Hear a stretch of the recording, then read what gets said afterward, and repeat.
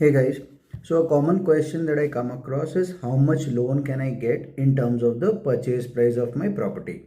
So banks have to follow certain guidelines around the loan to value ratio, which means suppose you're buying a property for a value above 75 lakhs, the loan amount cannot be beyond 75% of your purchase price.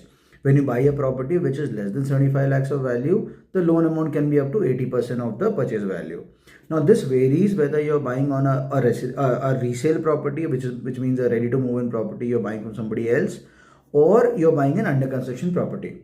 Now in case of resale property, the banks have provisions to work on the current market value of the property, which means suppose you're buying something for 1 crore and the current market value of that is about 1.2 crore.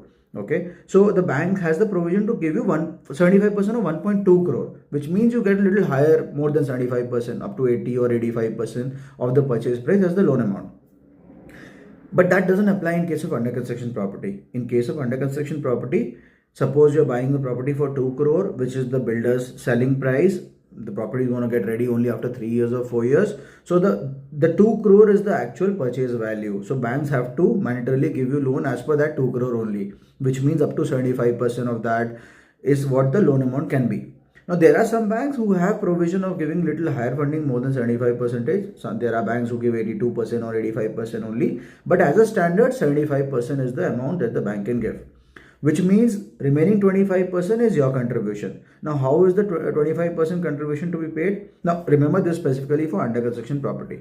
You pay the 10% of the total purchase price upfront, and the remaining 15% amount has to be paid like a parallel funding. So when you interact with the banker, when you get the loan sanction, always ask that this 15% exactly when it has to be paid. So what happens, if you don't have the exact idea when this payment has to be done, you get stuck. So 6 months, a year later, the bank asks you to contribute. Suppose the builder is asking for 20 lakhs and the bank will say that no, you pay 10 lakhs from this and then only we can pay the remaining 10 lakhs. So you get stuck, right? So it's important that you understand from the bank when what amount has to be contributed from your end.